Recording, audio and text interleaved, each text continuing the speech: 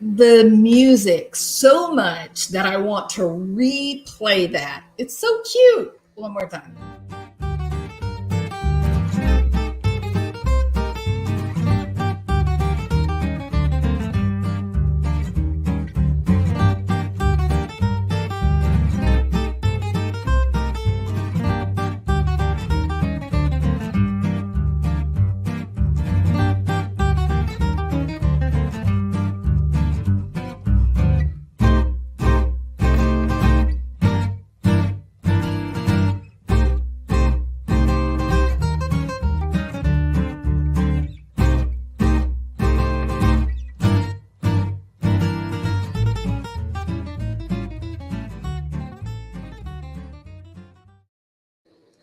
Okay, you know why I like it? I like it because it's sort of like the old like French Pink Panther kind of music. So anyway, just me being me, and goopy and glad that today is the weekend still, and I'm not at work. So welcome everybody. Hey Texas Lassie. Hi, Patriot Angel, welcome. Hey, G&T Places and Carol R. Welcome, Butch Vogel. Good to see you. Hey, Paul. Hi. Yes. Okay. So Marilyn Manson. Yeah. Mainstream media. Johnny Depp. Evan Rachel Wood. What are these? Elaine, Mr. Rottenbottom. What do these people all have in common? Well, they're all related to my soapbox. And those of you that have know me on my channel for a long time, you all know what my soapbox is. I think I don't like mainstream media. And the reason that I don't like them is because I don't think that they're very honest. I'm not saying that they're abject liars, but I am saying, for example, personal experience being in Egypt during the months leading up to and including the Arab Spring, where there was the big uprising among the young people, it was actually what prompted me and my daughter to move back to the United States. And it was surreal for me because I lived it. Like I lived it. I was there. My husband was still there trying to get out in the weeks after it all fired up. And we knew, the truth. Hosni Mubarak, who was president of Egypt at the time, his grandson was in a class with my daughter. And so one of the ministers, her daughter was like my daughter's little best friend. They were together all the time. So I made friends with the wife of the minister. And so we had some unusual connections to the government just because of the expat community being in a protected compound type of subdivision kind of. And anyway, we lived it. We knew what was happening. My friend was contacting me and saying what places to stay away from where things were happening with the Brotherhood and whatnot. And then we came home. My parents would ask questions. They would say things. Well, we heard on the news, they said this, or Fox News said that, or CNN said this. And we were just like, what? No, that's not true. I don't know what you're talking about. And then I got home and I began watching and the news here. My husband was still overseas. And it was so curious. Same thing with Benghazi. I had some people that I knew connected to that. And the reality wasn't being told. The spin, as I guess they call it, I don't know because I'm not in that industry, but I think what they call the spin always made it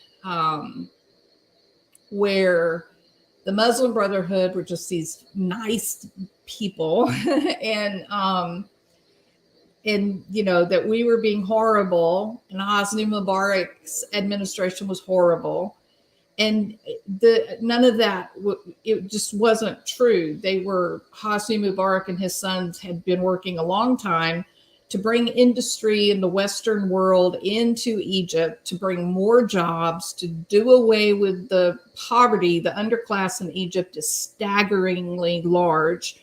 And the goal was, you know, bring some affluence into the country, give people a dignified life. And they joined the world economy. They joined the world business leaders and whatnot. And the Muslim Brotherhood didn't want that. Their power depends on the underclass. And so, you know, it was just hard to wrap your mind around what was being said on these major 24-hour news channels, what our own president, Barack Obama, was saying. It was hard to resolve that with our day-to-day lives and friendships with these people. That was real. And in fact, I laughed. CNN, not CNN, Fox News was saying, they had some people on, and they were talking about what a dictator Hosni Mubarak was, and how he was so violent and he mistreated so many people so horribly.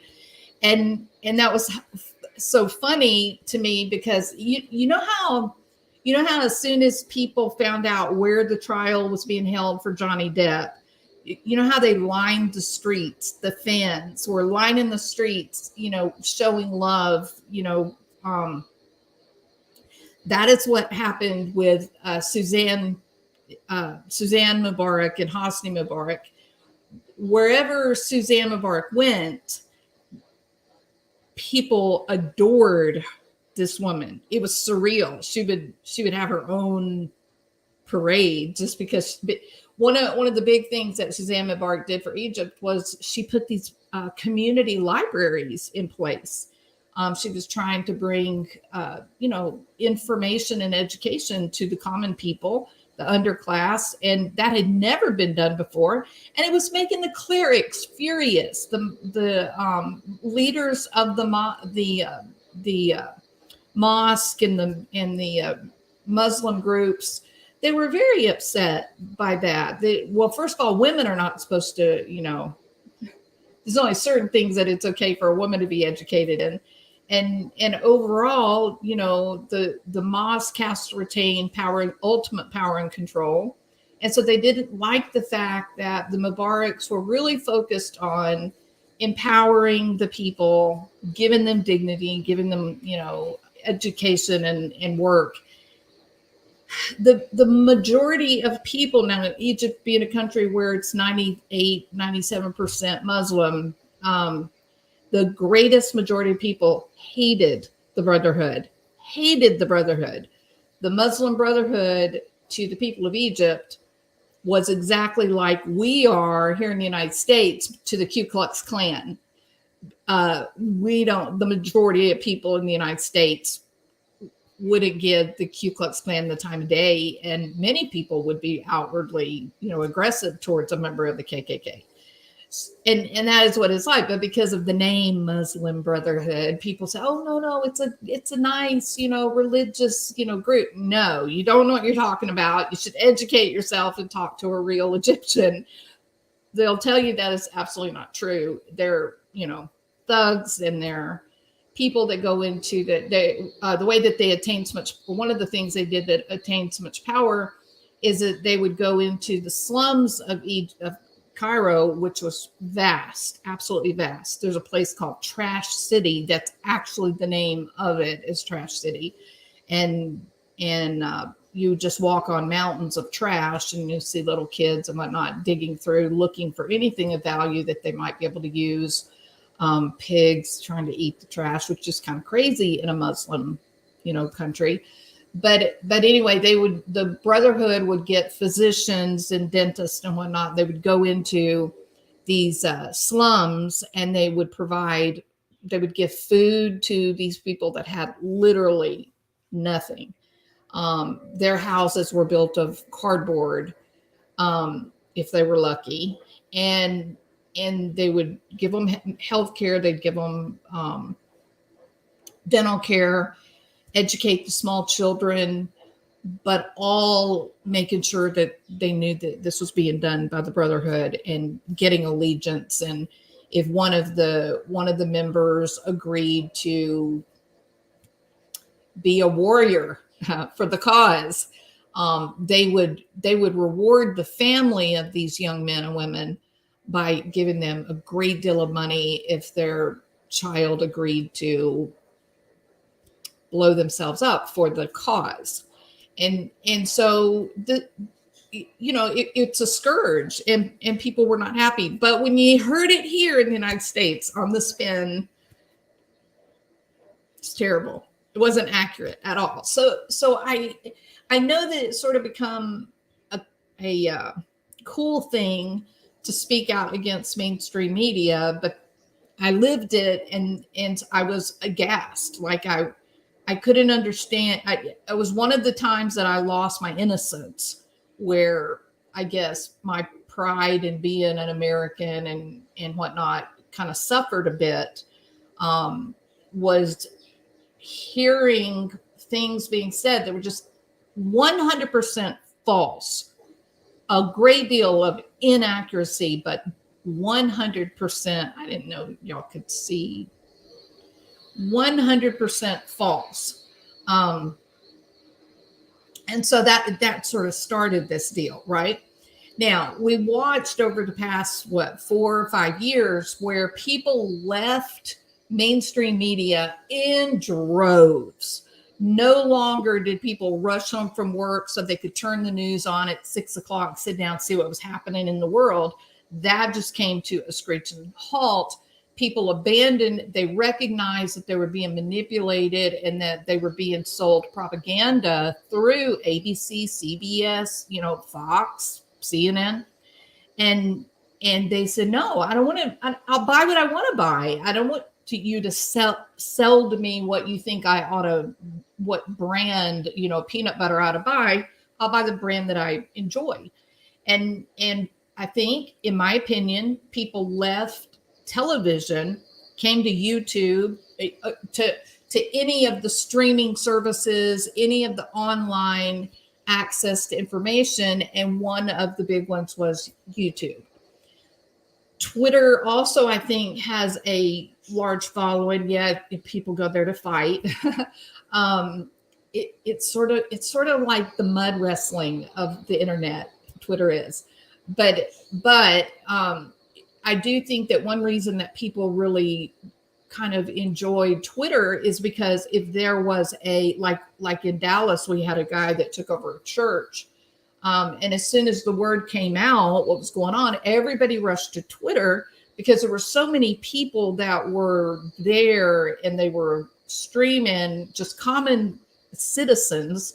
And they were streaming and talking about what they were seeing and what was happening.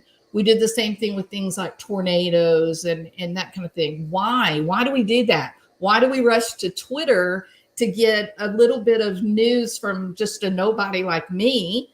Why would we prefer that than to jump on to television and, turn to Fox or CNN or ABC or whatever? Why? Well, because so many people now just don't trust or believe what the career broadcasting groups are putting out there. They just don't agree. Now, you guys know, and it wasn't popular, but this isn't going to be a channel where you're going to get popular. This is going to be information that I believe in, that I've taken time to research and learn about. And even if my opinion goes against what is politically correct, I'm going to be true to my own beliefs. I'll never be gaslighted again. I'll never be made to distrust my own thoughts. I mean, aren't you the smartest person you know? Why would you say, oh, I'm not as smart as that little 20-something on television. I'm just going to believe what they tell me, even though my good sense tells me that's inaccurate. No, stand your ground. Don't let NBC and CBS and others, don't let them gaslight you into disregarding what your good sense and logic tell you. Stand firm, but also don't be shallow in your beliefs. If you have something you're interested in, something seems unusual, take the time and do the research. Everybody's got the internet right at our fingertips. Do the research, figure out what it is that you believe, look for evidence for what you believe, and then don't let, I don't know, do y'all hear that? Hold on.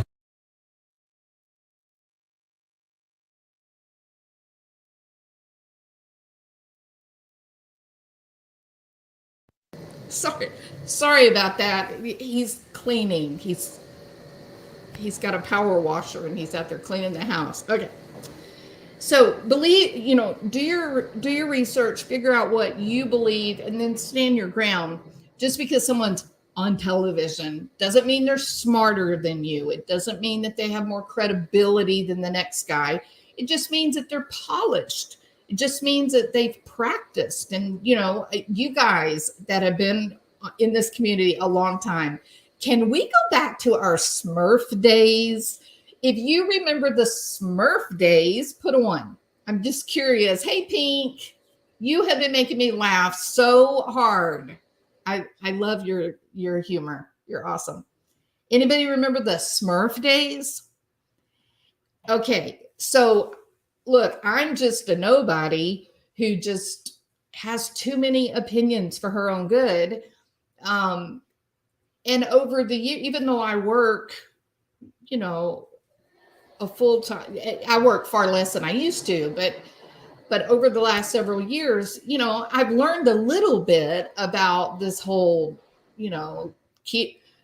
what to do about your lighting for your camera, what to do about your audio. And, I've learned a little bit about that. But can you imagine if this was like your full-time job? You'd be really great. In fact, you'd be putting out YouTube videos, the quality of like the behavior panel. Let's face it, all 4 of those guys on the behavior panel, those are people that have had successful shows on television. Chris McDonough, he has long been associated with, he's a Nancy Grace kind of, personality. So I began noticing a couple of years ago that we were getting these people that had some fame, had some background, and they were doing these videos like they were sitting in their living room at home. This was before COVID, and I thought, why? Like, what is that about? Why are they pretending to be me? Just a nobody, just a YouTube nobody, a person with an opinion. That's all. Why are they doing that?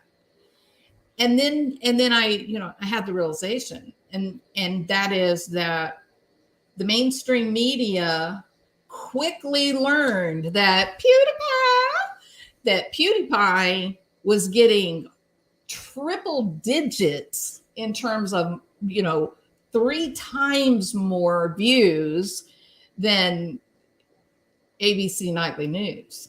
Like Rachel Maddow couldn't even compete with some of the YouTubers.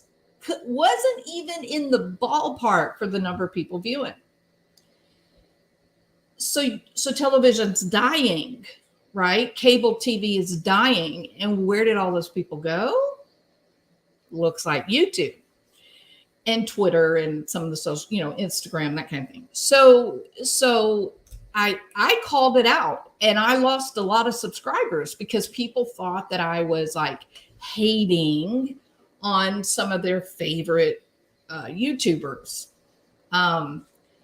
I wasn't hating on them. I was saying what was actual truth. In fact, one night, Chris McDonough, when he was on with Mike King, I watch my king every week. This is not a smackdown. But Chris McDonough does say loud and clear, and I don't know if there wasn't anybody else that heard it or not, but he clearly says, well, I quote, well, I've got a producer in my ear saying yada, yada, yada. And I went, you got a producer in your, I thought you were just a good old fashioned citizen sitting at home with your little YouTube channel. Thought that's what you were up to. Well, I got news for you. If you're a YouTuber and you have producers in your ear telling you what you need to say and do, and you have people running your soundboard and you have a videographer, you're not exactly like, me and Zav Girl. We're doing this by ourselves with zero help. We don't know. We're just people with an opinion, right? So I think that, and of course, since then now we can really see the results of the mainstream media basically declaring war. Those are my words. But declaring war on the kitchen journalist or the kitchen talking heads, the people sitting on their sofa being a psychologist. The mainstream media has declared war on us. Look at what they did with legal bites during the Johnny Depp trial. They called out some of our favorite online attorneys. Now I have questions for you.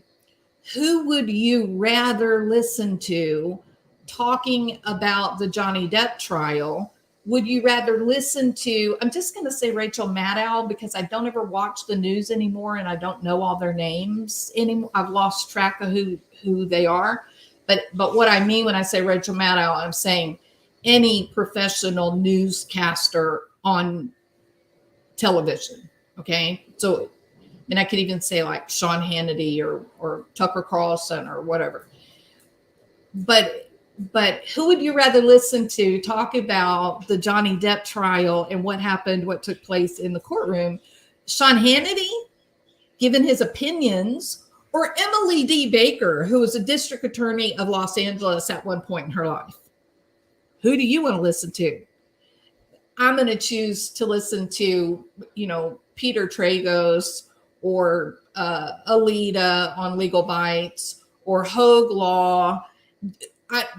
Those are going to be the people that I'm going to gravitate to. People that are attorneys, they're practicing attorneys today. Scott Reich, they're practicing attorneys today, and they know what they're talking about. And they don't have this big political agenda, and they're not being told in their ear what the big political agenda people want him to say or do, or her to say or do. I'm not by myself in this, apparently, because the views that were racked up by Trago, the lawyer that you know, which is the Tragos YouTube channel, lawyer that you know, Legal Bites, Black Belt Barrister, and there was one more. Oh, maybe it was Emily D. Baker. Yeah, for sure. The views that they racked up over the Johnny Depp trial, they smoked court TV and Law and Crime. The number of live viewers that were watching day after day after day after day smoked court TV and Law and Crime. Completely made them inconsequential. They didn't like that. You know why? Because I go and I work all day at my real job, and then I come home at the end of the day, and if I'm not too tired, then I give commentary. I give opinion on what I've seen or watched, right? I don't make much money at all on my YouTube channel. I get a little bit of Google ads, and then sometimes you guys are awesome with your super chats, and I'm appreciative. But let's face it, I'm not one of these channels where it's just super chats rolling in, just, you know, the whole time. And I'm not going to emotionally manipulate people, make that happen. But so essentially, my interest in my YouTube channel is not financial. My interest in my YouTube channel is that it's fun, that you guys are like my friends. And I like the forensic stuff. I like the courtroom testimony and analysis, and you guys like that too. And so it's like having like 300 of your best friends, and you're all talking about stuff you really like. Most people don't like courtroom stuff. Most people are like, you like to watch trials of people you don't know? Why? Okay, so you guys get me and I get you. And so coming here and having this platform is a fun thing for me. I mean, I am enjoying it. That's my motivation. But if you're Vinnie Politino, Nancy Grace, you're not having fun. This isn't fun. This is your livelihood. This is your career. And how do you think they feel watching as this is their career, and then they look and they see, you know, Alita's got 400,000 live viewers, and they're not even getting 400,000 views in a 48-hour period, right? I'm talking about accumulated views, not live viewers in the moment. They can't compete. And here's the reason why they can't compete. They can't compete because they have lost the trust of the people, not the American people, all people. The people in Great Britain do not trust their media. Australia is currently one of the few places, English speaking, I guess you could say, where they seem to be a bit more accurate. They call things out a little bit more freely, I think, than, you know, Europe and the British Isles and then the United States, Canada. We've just lost it. Our television and whatnot has become so controlled. So people don't like it. And that's why they've abandoned their televisions in favor of getting news from people that are on the ground, checking Twitter, checking YouTube, looking for people that are there as it's happening. They don't want to be lied to. They don't like it. And the silly mainstream media people they can't accept it. They can't figure that out. And I think now that YouTube is in bed with mainstream media, and I think judging by people's view times, subscribers, and this includes big channels too, Scott Rice and whatnot, we're simply not being, our stuff is not being shared for new viewers. If you put in any topic you want, doesn't matter, it's always going to give you 20 pages of ABC, CBS, NBC, or channels like, you know, Chris McDonough and Mike, the Evidence Room, who have these professional ties to professional broadcasting. I'm not bitter. I'm not bitter. I would be bitter if this was the way I was trying to make a living. I would be bitter if this was my attempt to feed my family, right? I would certainly be bitter if I were trying, if I had made a decision to abandon my real life job and make YouTube my full-time job, and then they were throttling back our views. I mean, you guys are not getting announcements anymore, notifications, are you? I don't know how many times people are sending me emails going, do you do videos anymore? Like, yeah, like daily if I can. And people are just amazed. And like, I thought you were gone. I thought you left YouTube. So I really believe that the people at the top at YouTube, I believe that they have been bought and snookered by the mainstream media entities that are mouthpieces of the governments of the world. And I think that we are, being throttled back. I believe that. So, but what do you think is going to happen? And this is what's so funny to me. Why is it that the people that are associated with professional broadcasting and mainstream media, why do they think that it's all about the platform? Why do you think it is? Oh, people really love YouTube. Look how they're watching. All these people are watching YouTube, and they're watching people that don't even know what they're doing. I mean, they're watching like people that are lawyers in real life and people that are psychologists in real life. They're going to them for trial coverage, but they're not professional broadcasters. Imagine how much they're going to watch us. We're professional broadcasters. They're not going to watch you because they don't believe you and they don't trust you. You've been manipulative in the past. You've lied to the people in the past, time and time again, and nobody buys it anymore. And so now people trust each other. That's why Twitter, and that's why Instagram and YouTube and Facebook, that's why. Because we can go and look for our friends. If I go watch Emily D. Baker, if I go watch Legal Bites, if I go watch Tragos Law, they're just going to tell me what is really best practices, standards for legal stuff. I'm not going to get all of this, what's your political orientation? Now you're going, what are you talking about? What does the law have to do with politics? Funny you should ask. What does the law have to do with politics? Well, what the hell does Johnny Depp being a wife beater, what does that have to do with politics? Why is it that the whole world got to listen to Johnny Depp's and Amber Heard's breakdown of their marriage, ringside, front row?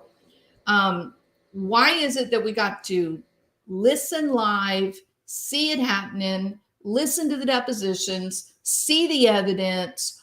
Why? And now on mainstream media, they're telling us that we didn't really see what we saw. No. I mean, we know that actually, Johnny Depp won, but he only won because he didn't play fair. The only reason that Johnny Depp won is because he paid for hundreds of bots to terrorize Amber online. And because they terrorized Amber online, she lost. And so then people said, well, wait a minute. I'm sure she doesn't like being terrorized by bots, although I think that's horse manure. But I think that I'm being distracted. Hold on. I'm hearing a conversation out there that I need to know the answer to. Just a second.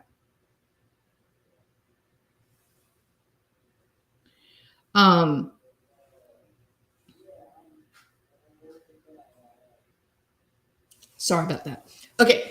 So now they're saying that, and this was an attorney. This was Elaine. Elaine. She went on the mainstream media, ABC, CBS, NBC, and said that Amber Heard lost her case because Johnny Depp convinced everybody that, everybody hates Amber, and that the jury went home every night and got online and engaged in Amber bashing, that they were getting on Twitter and they were reading all of the hate about Twitter. And I'm reading this and I'm thinking, wait a minute. They did not have to go home every night and get online and see what people were saying about Amber Heard. Elaine and Mr. Rottenbottom brought Twitter into the evidence. Am I right? They did that. Not an unprincipled jury. There is literally not one scrap of evidence or rumor, nothing that would support this supposed attorney to go on national television, mainstream media, and say that this jury lied and went against the judge's instructions and violated the sanctity of the court by leaving and going home and looking at all of the coverage. They didn't have to look at the coverage. Elaine's own expert stood up there and said how many people were saying justice for Johnny. But the mainstream media now is spinning it. Mainstream media is calling the jurors liars. And are any of you guys believing them? No, you're not believing them. Why? Because they've done this over and over. We, as citizens of the world, we are being gaslighted by the mainstream media right now as we speak, right this minute, with all of their hogwash about poor old Amber. It's crazy that the producers have not figured out that people are not dumb. What did Hillary Clinton say? We are in an information war and we are losing. Y'all remember that clip? She was totally right about the information wars. Never before has the common citizen of the nations of the world, never before have we had such easy access to truth.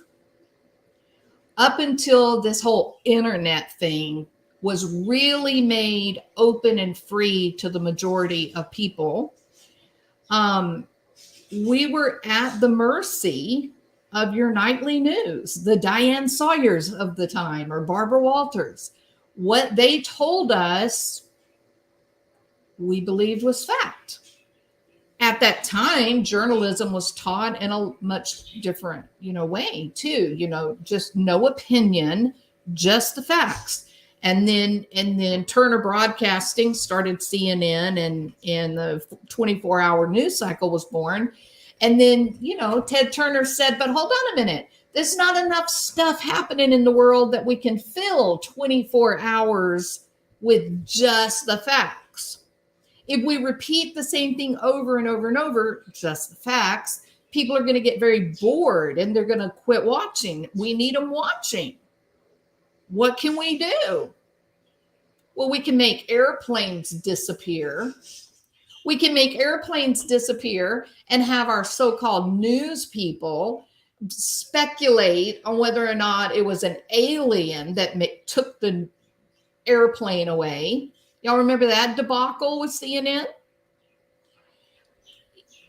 Ted Turner is the one who created the Sean Hannitys of the world, the talking heads that we have on our 24-hour news channels.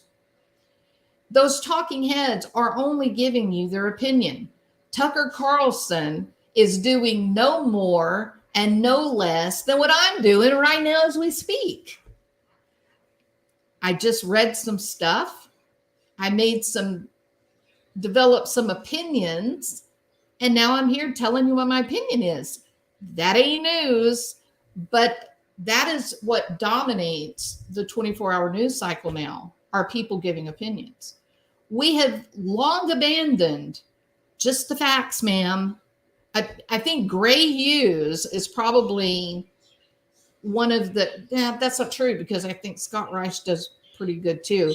But there's very few television news, YouTube people that just stick to the facts. Most of us, no, there's some other true crime channels that just tell the story of the crime, but a lot of us, speculation. I mean, I love to listen to Zav Girl because, well, first of all, because she's awesome and a cool kind of bohemian hippie way, but because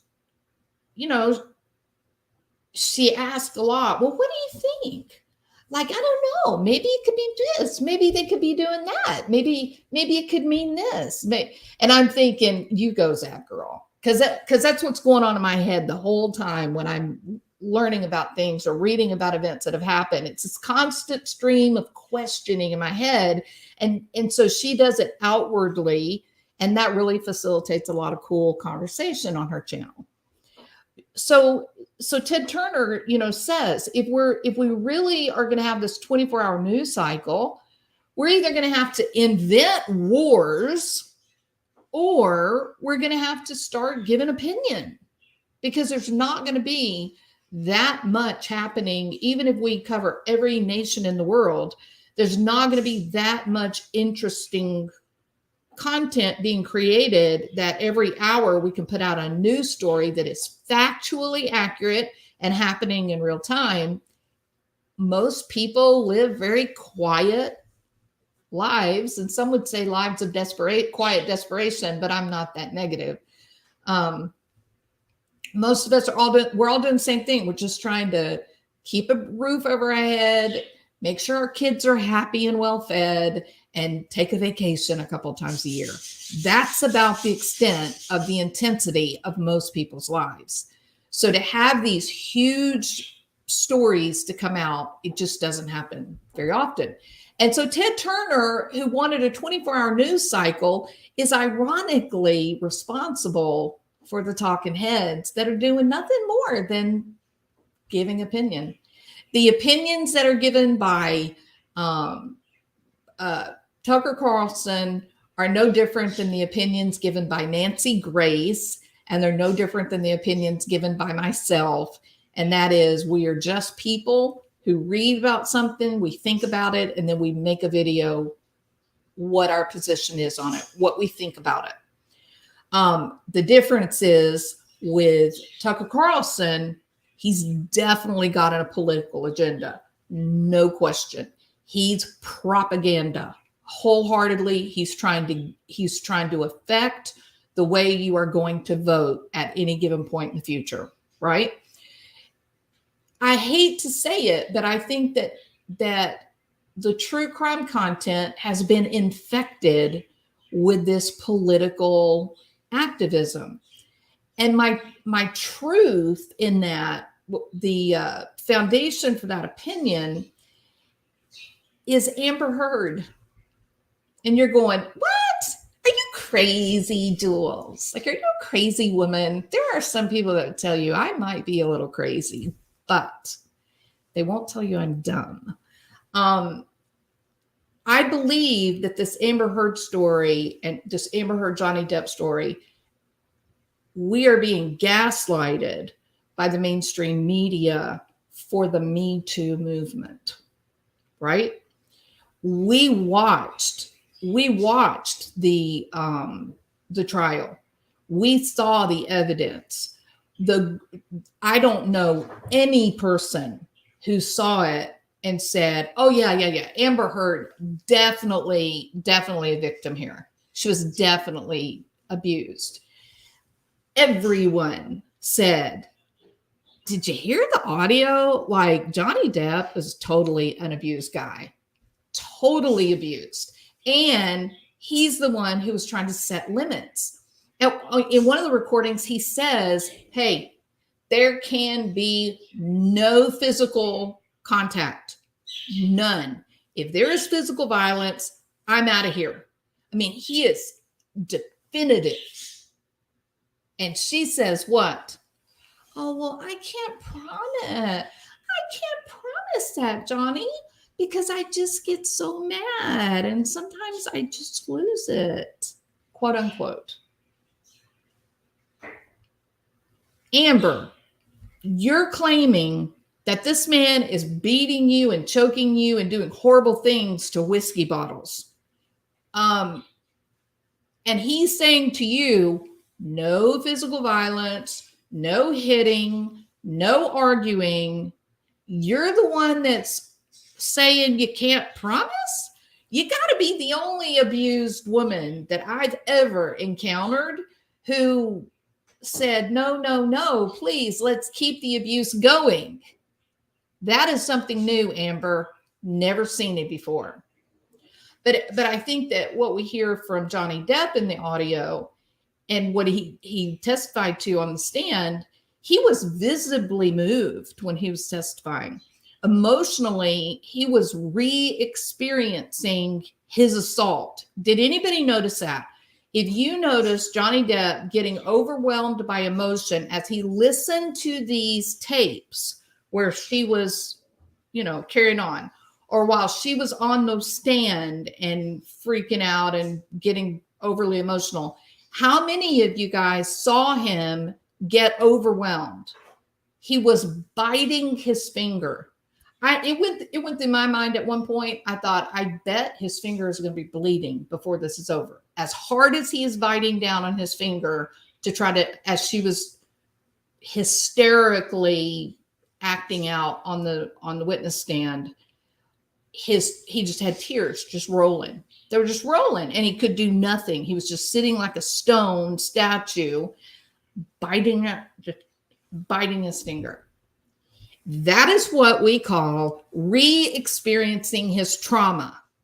Okay, Dr. Hughes, are you listening? Hello, Dr. Hughes.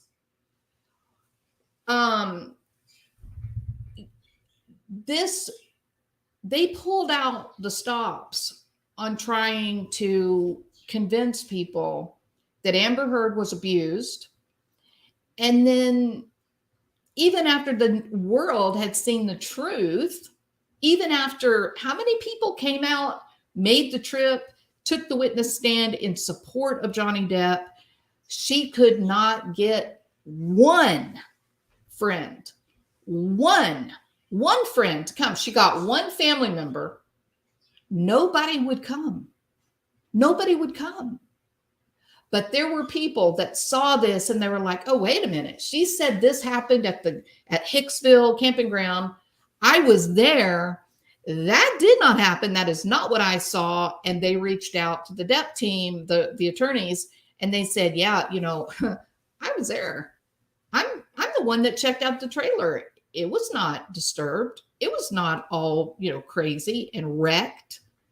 Oh, okay, sir. Well, would you mind disrupting your entire life to get on an airplane and fly out here, across the country, not halfway across the country, fully across the country, and make it, get up on a witness stand where there's cameras and give your truth? Would you mind doing that?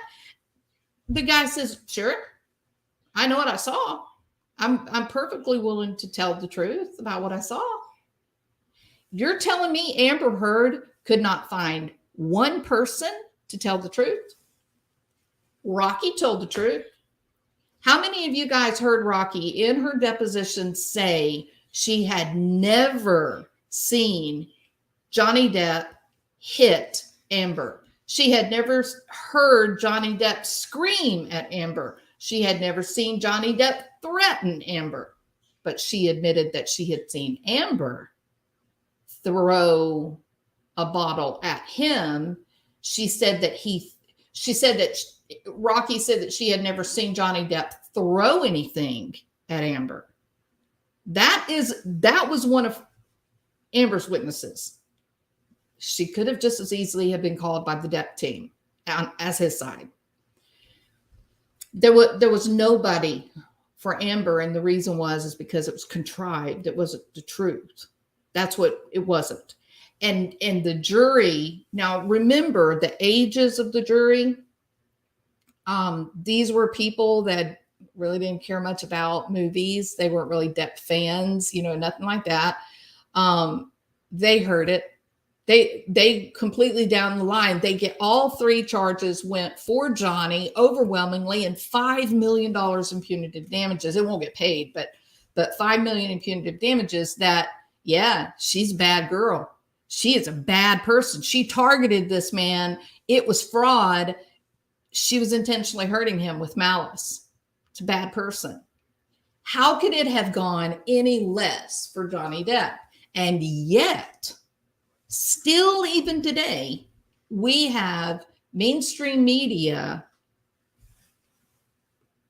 firmly arguing that that Amber Heard got the shaft, that she's an abused woman, that people should believe women. It's horrible not to believe women.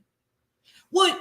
I'm sorry. Was it horrible for Johnny Depp to get his finger cut off and the bones smashed? Was that horrible? So here's another part of the puzzle, a little obscure, so bear with me. What about the swimmers? The swimmers, and we had a young woman who was highly accomplished,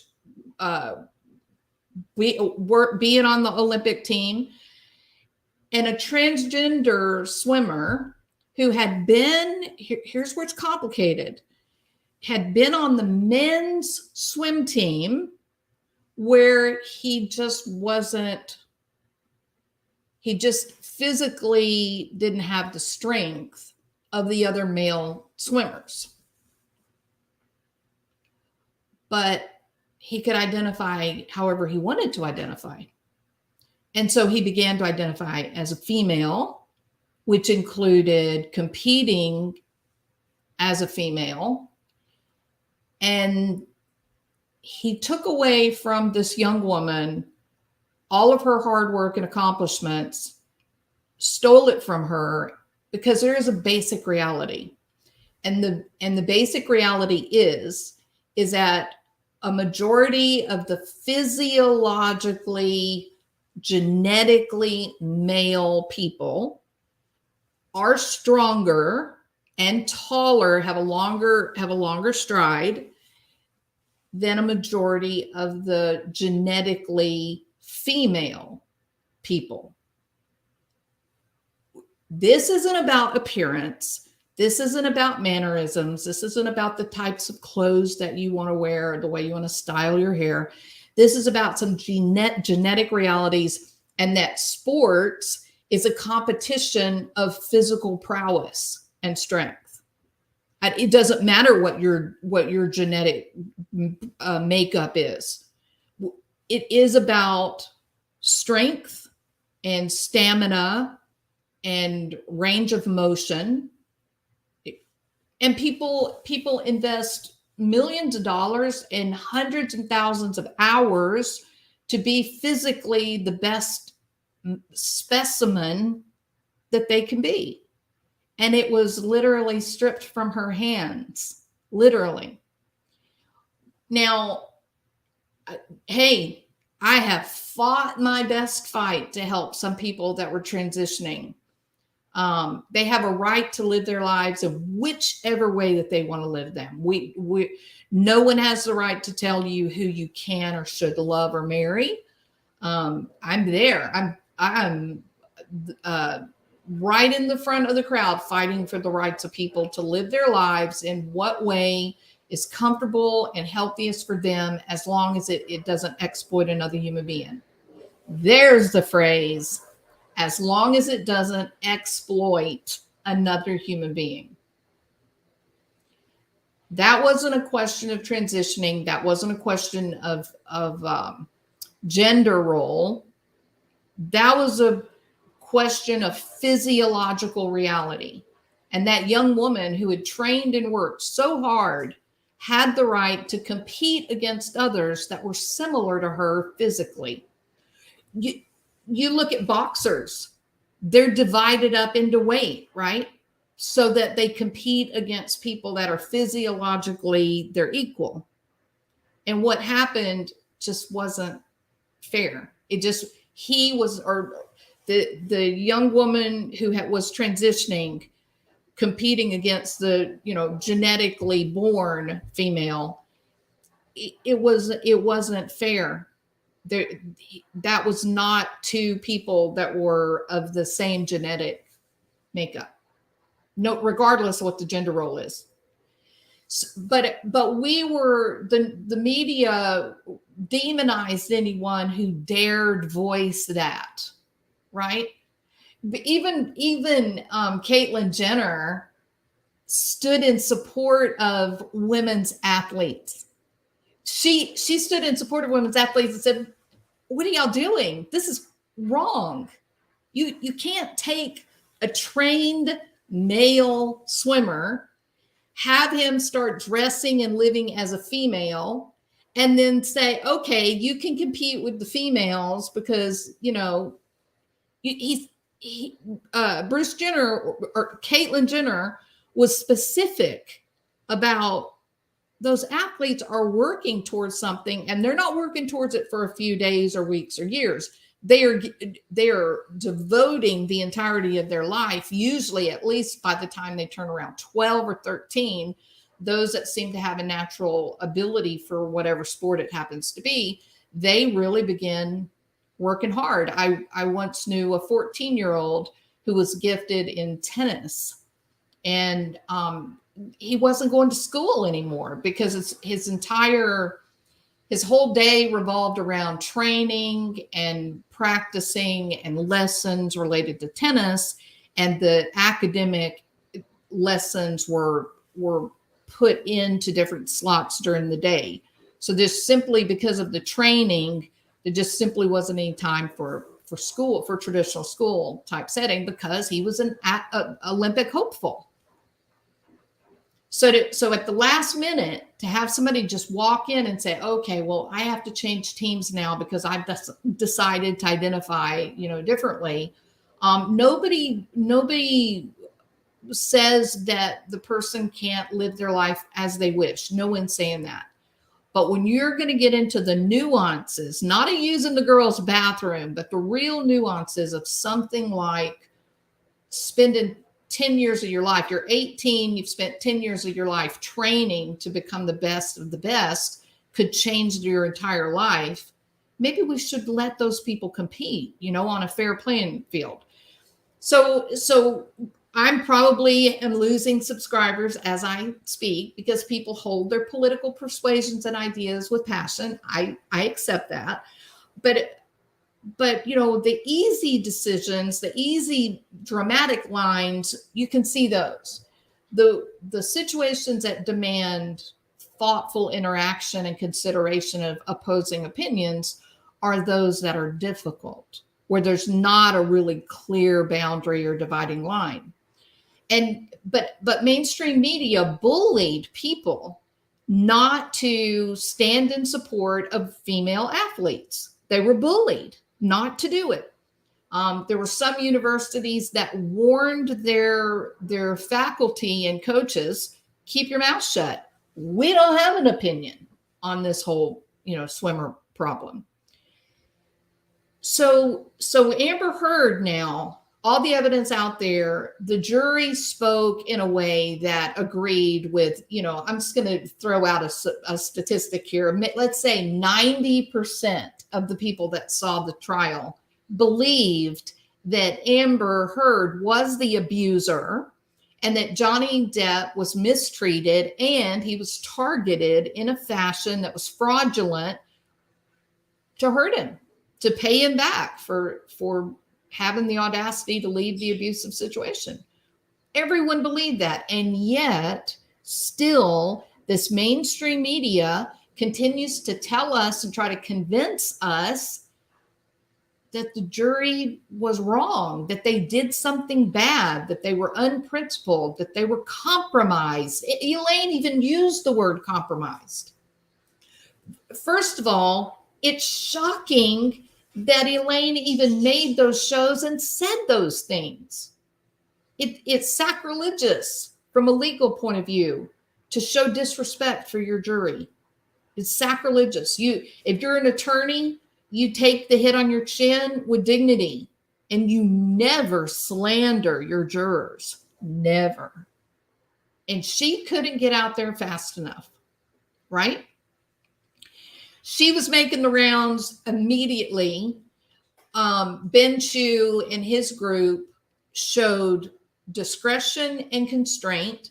They waited more than a week. They were very purposeful about the shows that they chose to go on that were limited, and they spoke with great respect about everyone, including who? Amber Heard and her, team of merry men, aka her attorneys. And expert witnesses that were bizarre, to say the least. We're being convinced not to believe our own eyes. We saw the evidence, and mainstream media is making fun of those of us that watched and that are saying that Johnny Depp was mistreated. They are making fun of us. They are calling us stupid. And Eve Barlow came out today and said how unfair it is that all of Johnny Depp's supporters are still saying mean things to her on social media.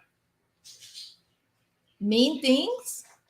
Like, you took a man and destroyed his career and his life and the lives of his children. That's kind of mean, right? That's kind of crazy. So now we've got here introduce, enter Marilyn Manson, stage left. Okay. Now, I may lose me a few more subscribers. I hope not. I pray you will stay. I pray that right now, before you see this massive execution of all of these subscribers that are going to leave because they're angry at me, please leave a thumbs up before you abandon me. All right. Marilyn Manson. Okay. Evan Rachel Wood is a longtime actress in Hollywood. She ain't no Amber Heard, okay? To speak in the vernacular of the peasantry. She ain't no Amber Heard. Evan Rachel Wood has been an actress. She was 9 years old, the first major role that she got. She is an A-list, maybe a B-list actress at this specific point in time, but definitely has spent the majority of her life as an A-list actor. She's getting great parts, great movies, not Amber. In February 2018, let me get this right. Hold on. In February, was it February?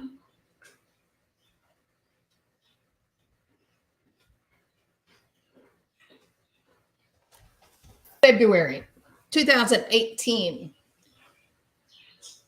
Evan Rachel Wood testifies before Congress, the Congress of the United States, testifies in an effort to secure a Bill of Rights for sexual assault survivors in all 50 states. February 2018. Why am I drawing attention and saying February 2018 so many times? February 2018, February 2018. Okay, why am I saying that? Evan Rachel Wood, February 2018, she appears before the United States Congress where she details her own personal experiences related to mental, physical, and SEXUAL-ABUSE. She claims that a man that she loved, RAPE, her, when he thought that she was unconscious. February 2018, in front of the U.S. Senate, right? They're trying to get a Bill of Rights, something I would support 100%. They're trying to secure a Bill of Rights for sexual assault survivors in all 50 states. And I could make the case that Johnny Depp was sexually assaulted by Amber Heard. It's recorded. It's an audio recording. But a lot of people would go, Jules, Johnny Depp's a guy. He wasn't traumatized. Well, maybe you may say that, but I would make the case that there are some men that would find that situation, what she did in that specific situation, to be very degrading and humiliating. Very. So I'm willing to say that this Bill of Rights for assault survivors would include allowing Johnny Depp to have his rights related to the abuse that he suffered at the hands of Amber Heard, right? So Evan Rachel Wood, February 2018, testified before Congress for this Phoenix Act, right?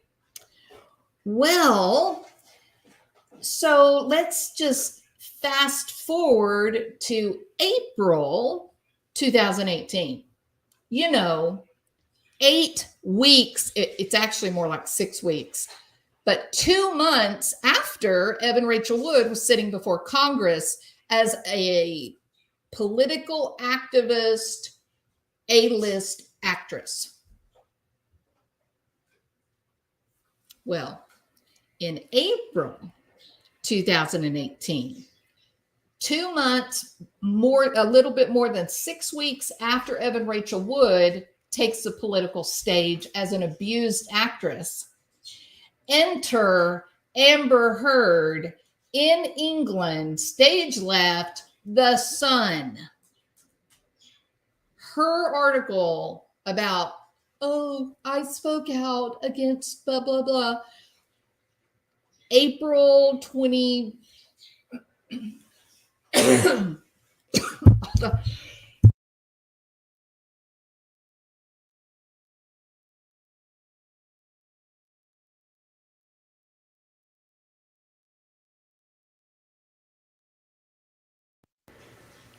Sorry about that. April 27th, I think 27th, because it was May the 20th. I think it was April 27th, 2018. The article came out in The Sun in England that Amber Heard too is an actress who is now taking a political stand to say that someone she loved assaulted her in the most egregious way. And the online article said that it was SEXUAL assault. So Evan Rachel Wood, Marilyn Manson, who is Johnny Depp's buddy? I'm not talking about Josh. He has a best friend named Josh. I'm talking about probably a notorious friendship that Johnny Depp has. He and Brian Warner, who is Marilyn Manson, he and Brian Warner made friends in their very early years in Florida when they were palling around with Nicholas Coppola. Who's Nicholas Coppola? That would be Nicolas Cage. Yes, he is the nephew of Francis Ford Coppola. So Brian Warner and Johnny Depp, Daprowski, Johnny Depp and Nicolas Cage were all palling around in Florida as young men. And that's how long their friendship has lasted. And they have a Brian Warner and Johnny Depp's friendship is a like they spend Christmas together. That this is a real friendship. It's not actors being friends. It's a true buddy kind of friendship. They know each other without the stage paint. They know each other without their costumes on, just being normal, regular guys, right? Well, if anyone could consider that Marilyn Manson might be a normal guy, I'm having a hard time making that leap. Full disclosure, I'm having a hard time with that. Okay, but hey, who am I to say? I think it is incredibly interesting that Evan Rachel Wood and Amber Heard do exactly the same thing, only 6 weeks apart, 7 weeks apart in time. And the men that they are accusing of this horrendous, I'm going to just call it systematic abuse. The men that each of these women, the men that they are accusing of this systematic abuse are best buddies. How did that happen that way, right? do I, okay. It's not Wild Speculation Friday. if it was Wild Speculation Friday, I would go deep, but it's not. So we have to wait till next Friday for that. But in the best of worlds, with no kind of speculation or conspiracy, I think what we could agree would be that, of course, Amber Heard was aware of what Evan Rachel Wood and her friends were up to. And when it became clear to her that Johnny Depp was filing for divorce, which when his mother died, he made the decision, I'm not doing this anymore with her, even though she was begging and pleading, right? She was begging, don't do this, don't do this, don't do this. He had made his decision, and she waits until he leaves, and then she concocts this huge abuse scenario. And then she goes on to put out in England, in Europe, a story and a political position that parallels Evan Rachel Wood in a way that is a little bit difficult to say was just luck. That's great. It's stupid to believe, not stupid, I shouldn't say.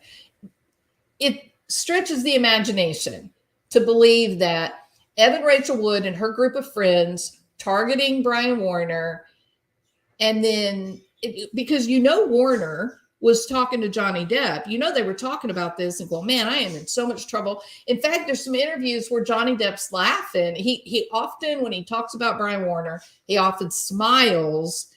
I think because he recognizes that Warner's awkward, that he makes stupid choices and silly mistakes, right? And so, I think he's smiling, he's laughing about this. So of course, Marilyn Manson is talking to Johnny Depp about what Evan Rachel Wood and these women are doing. And then, how do we know that Amber went in the room listening to all this? And so Amber's probably like, oh man, she's an awful person, horrible person, blah, blah, blah. And then when Johnny Depp says, hey, color me gone, I'm out of here, I'm not going to be your punching bag anymore, I'm finished, then it was hell to pay. It was time to be in trouble. And you have this actress going before Congress, just all the pageantry of being a hero, taking down the famed or notorious, Marilyn Manson, being heralded as this hero. ACLU jumps up and said, hey, you want to get in on this? You want to kind of be a part of all this? Because it's going to be pretty off the hook, Amber. Politically, we are going to be kicking some ass. You might want to get on this train. And there she was, 7 weeks later, her article saying nearly exactly what Evan Rachel Wood said to our comments. And the mainstream media is not willing to let it drop, in spite of the fact that we've all seen the evidence, that we all listened to the trial, the jury spoke, and now the mainstream media and Elaine are all saying, oh, no. Well, the jury was stupid. They were liars. They broke the rules by watching mainstream media. And you guys are stupid for thinking that Amber Heard is not the victim. She is the victim. She should be protected. It's terrible what Johnny Depp has done to Amber Heard. And the whole world is laughing at the mainstream media. And they're saying, are you ever going to wake up to the fact that we don't believe you anymore? That's all. We don't have to believe you. We just do what is most comfortable for us. So that is where my soapbox comes into all of this. I'm a bit bitter about mainstream media being so shallow that they believe that people stopped watching television because they liked the YouTube platform better. And so now all the mainstream media producers and shows have to do is just come into YouTube and get rid of all of the small independent content creators and just get all of their TV people to do YouTube shows and pretend that they're, at home and that all of you guys are just going to love them. It's just going to be so great because he was on, don't you know he was on television? We should watch all of his YouTube stuff because he's on television. People stopped watching television because of the micromanagement of the messaging. It wasn't authentic information that was getting through. And now you want to go and watch these channels that are being produced. Why do you think they're not going to give you misinformation just because it's on YouTube? So think before you make your decisions. Now then, one of the reasons that I'm really kind of pivoting toward Marilyn Manson, aka Brian Warner, is because that's another trial coming down the road. And it's a big one. If you can imagine this Johnny Depp thing, it was small beans compared to what's going to happen with this Brian Warner and Rachel Evans Wood situation. There are 16 women who are willing to go on the record and say that Marilyn Manson abused them or brutalized them. 16.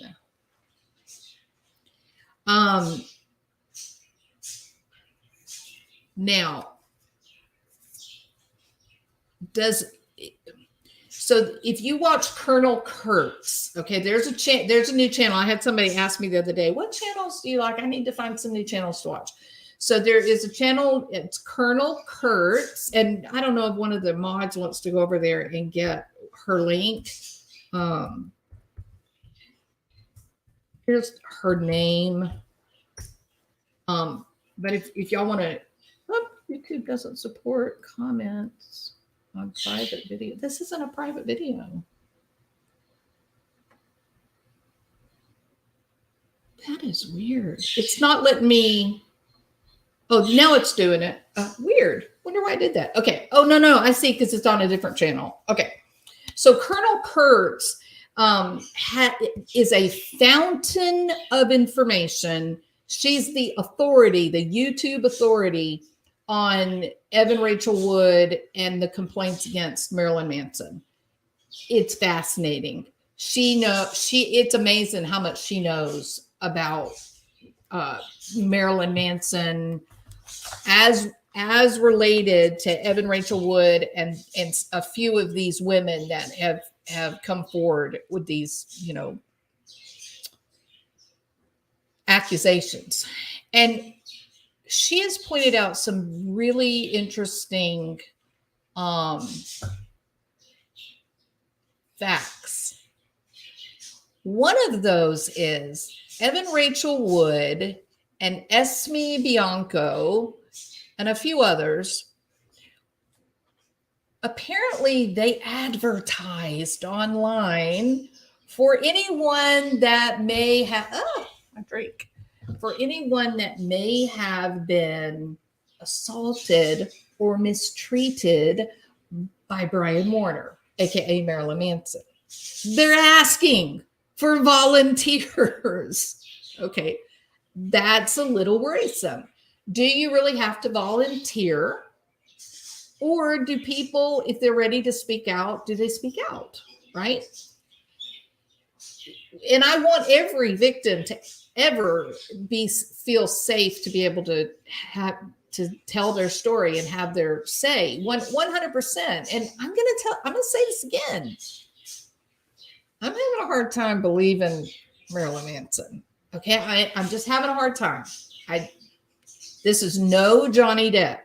This is as you get into the story, there's some categorically troublesome facts with evidence, right? Just like with Amber Heard. Okay, Amber, you took a picture of the broken bed with the knife laying on the bed, but you didn't take any pictures of the bloody pillows. Why? You took a picture of a wine bottle overspilled on the wooden floor, the parakeet floors,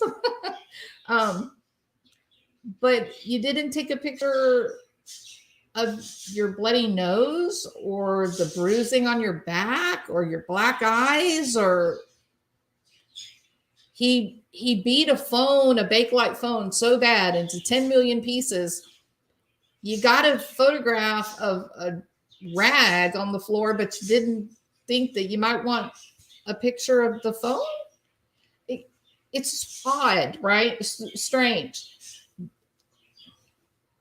In the Marilyn Manson case, there's some real evidence. So please don't misunderstand me that I'm, I said, I was forthright that I really was biased towards Johnny Depp after I had gotten into it, listened to all the audio and everything. I had made my decision, right? But with this Marilyn Manson thing, I ain't got no decision. Okay. I don't know what the reality, what the truth is. It is a messy situation.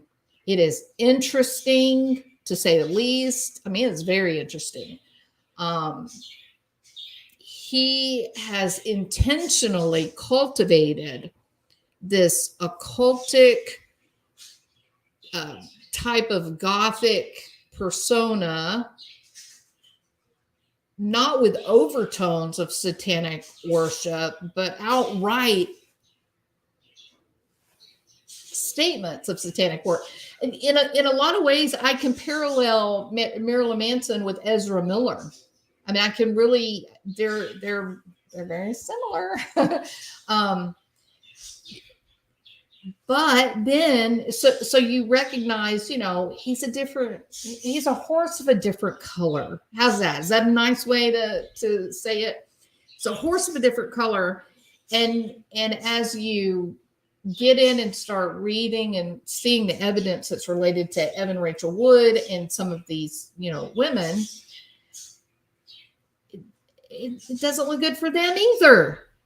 It doesn't look good for Evan Rachel Wood. It doesn't look like she is being honest. And that leads us to this question of, if they're both wrong, if he did in fact do the things that they claim, but they were willing to do it because they didn't mind. That Evan Rachel Wood she's been very forthright about some of her preferences. And she's kind of into this whole BDSM. Well, she is into this whole BDSM thing. She has done movies and roles that was her primary role, was as a target of BDSM. So it's crazy. It's going to be a crazy case. It's going to be pretty nutty. And it's going to bring us to a really important point as women. It's going to bring us to a really important point of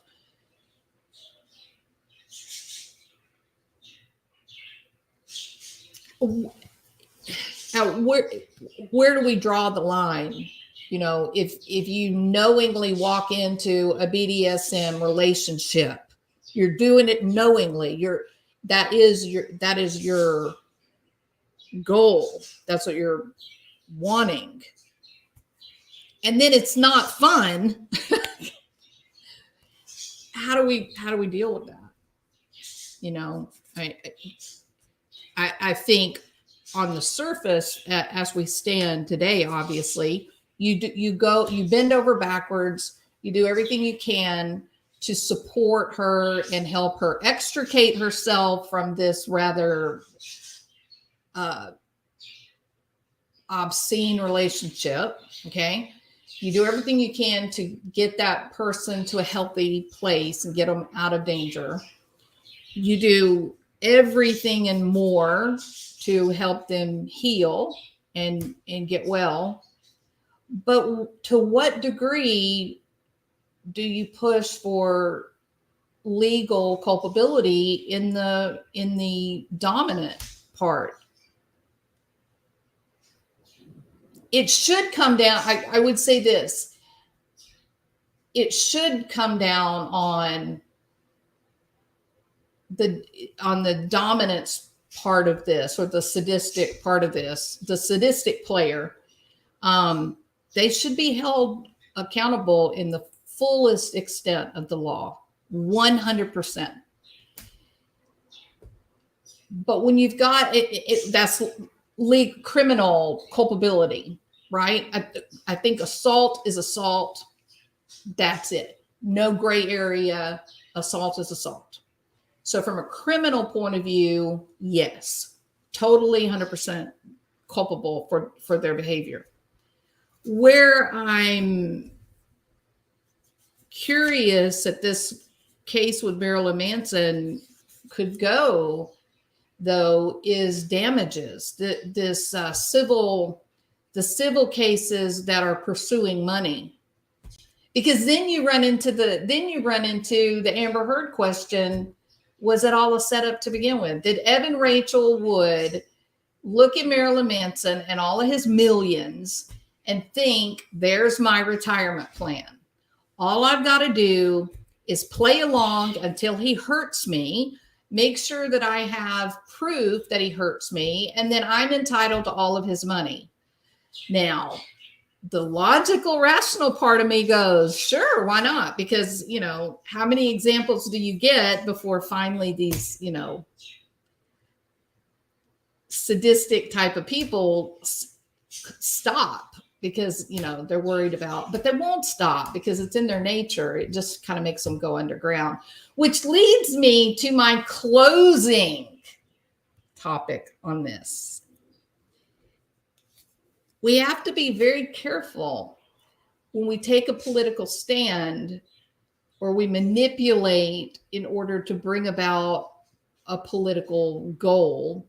We have to be very careful because of the unintended consequences. And that leads us to the ivory-billed red woodpecker. Yeah, I said that. The ivory-billed woodpecker. And now you've all got whiplash because you're going, oh, what? I thought we were talking about like mainstream media and YouTube and Amber Heard and Johnny Depp and Elaine and Mr. Rottenbottom. And now we're talking about the ivory-billed woodpecker? Yes. Why? Well, today there was an article, or maybe it was yesterday, article came out that said, named 25 species of birds and fish and organisms, whatnot, that are now extinct. Yeah, finished. No more. No more mating pairs. No more babies. Gone. Okay. Thank you, Black Rose. Thank you. You are a sweetheart and you're a good supporter of the channel. And I appreciate all your help. Thank you. The ivory-billed woodpecker is on the extinct list. Now, that is a woodpecker, the largest, woodpecker I think in the South, and maybe even in everywhere. But anyway, they're notably in Louisiana, Florida, Cuba. Okay. And I know about the ivory-billed woodpecker because I used to be awakened by the said woodpecker. And if any of you that have ever heard a woodpecker, if you haven't heard it, you have no appreciation for the power of their beaks and how hard and long they can pound on a piece of wood, which very often in Louisiana, they'll pound on a wood frame house just as easily and happily as they will, a hardwood tree. And so the first time I heard this, we'd bought this little house, and I woke up early, just this on the house. I was like, oh my God, the house is falling down. Jumped up, ran out, see, what in the world was happening. Was my house about to fall to the ground? And eventually, hearing the sound, looking around, and eventually I found this enormous woodpecker, pounding on my house. And I was like, wow, that is a cool woodpecker. Like, that's the coolest woodpecker ever. And he lived there in our trees, or in our neighborhood. And so it became a normal, expected sound. I mean, we heard it all the time. And there were actually several of them, and they ended up making babies, and everybody loved the woodpeckers, right? And the woodpeckers are there even today. And you say, oh, no, they're not. You're lying. You don't know. You're lying. Well, remember, this is about political unintended consequences, correct? There was a huge project that was shut down out here in Texas when they discovered that there were these owls that were protected, almost extinct or whatever. And the owls lived on this man's property, and he had bought it for multi-millions of dollars, and he was trying to build a subdivision or put something there. And there was this little family of owls that lived there. And so legally, the federal government shut him down and said, not only are you not going to enact the business plan that you have decided that you're going to do on this, land, we're not going to allow you to sell your land. So he lost all control of this multi-million-dollar piece of property, right? Now, I'm not taking a political stand on what I think about protected species. I think we protect them, and I think we live by the rules and by the law, and we do the best we can to keep them alive, But what do you think happens in a place like Louisiana, where the majority of people there are making a living by growing pine trees and that kind of thing? People have large pieces of land that are family owned land from generation after generation, been passed down. They've either got oil being pumped out of that land, or they're selling trees, growing hay, things like that. A lot of people make a living by the vast amount of privately owned land in Louisiana. How many of you guys think that if you are somebody in Louisiana, you own, I don't know, let's say 500 acres of land where you're growing loblolly pine trees? It's a lucrative crop.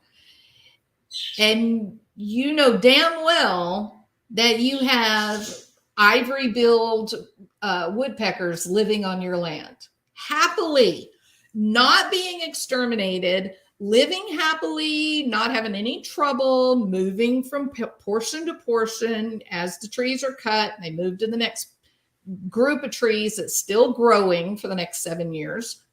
And nobody's killing the woodpeckers. Are you going to rush to go report the sightings of these woodpeckers? No, because the federal government has made it so that if you try to do the right thing and you try to say, hey, I know where there's some of those woodpeckers. They're not extinct. In fact, they're flourishing. They're not going to go tell the government, because the government is going to say, okay, you cannot grow pine trees anymore. You cannot sell your land. You can't partition it and sell it off to make a profit. You've just lost complete and total control of your land. because you have a protected species living on your land. So just don't get all freaked out about the ivory-billed woodpeckers. Okay, they're not extinct. Okay, all right, I'm done. I hope you guys are awesome. And I don't live in Louisiana, by the way. I don't live in Louisiana. Okay. So yeah, so we got to be careful of unintended consequences. It's everywhere, of course. You know, it's a cautionary tale and whatnot. It is important that the government do the right thing and defend the defenseless. But we also have to be careful, you know, that we don't inadvertently harm others as we try to do good. And I think that's what happened with Johnny Depp. I think he was legitimately the victim in this thing. And I think he was badly harmed by the political powers saying, me too. And you can't keep Depp because his wife, Amber Heard, has come out and said that he's an abuser. And if you try as a Disney studio or Warner Brothers studio or Marvel or whatever, if you try to stand up to the Me Too movement and all of the women across this nation that are politically active in the Me Too movement, if you try to stand up against them in protection of Amber Heard, in protection of Johnny Depp, then we will be rendered, you know, a eunuch. We won't be able to make a movie. We won't be able to sell the movie we've already made. The cancel culture backlash will be so complete. And so we have to stick to the political goal of Me Too, believe Amber Heard at all costs with no form of evidence at all. And that's not enough. We also have to stick a dagger in the back of Johnny Depp. Now we have proof. We've got a jury of peers that have said that Amber is actually the abuser. Johnny Depp is the one who was abused, and it was done with malice. And, you know, they're dragging their feet a little bit. They're really unsure how to proceed. They've wandered now into the arena of the extinct ivory-billed woodpecker. And they don't know what to do. Do we kick Amber Heard to the curb and reinstate Johnny Depp to his former glory? Or do we just turn our head and look the other way and say, what woodpecker? I don't see a woodpecker. I think you guys are right. I think they are extinct. All right. I'm done. Thank y'all so much. Y'all are awesome. Please, for the love of God and YouTube gods, would you please hit the thumbs up before you leave? I would appreciate it. I don't know. I just heard that the more thumbs up you get, the more that YouTube would share your video. I don't know if it's true or not, but it's worth a shot to just do a little experiment and see if that's true, right? So we got 118 people in here. Let's have 118 thumbs up. That work? All right. Thank y'all for being here. I appreciate it. I know I was long-winded today. I'm so sorry.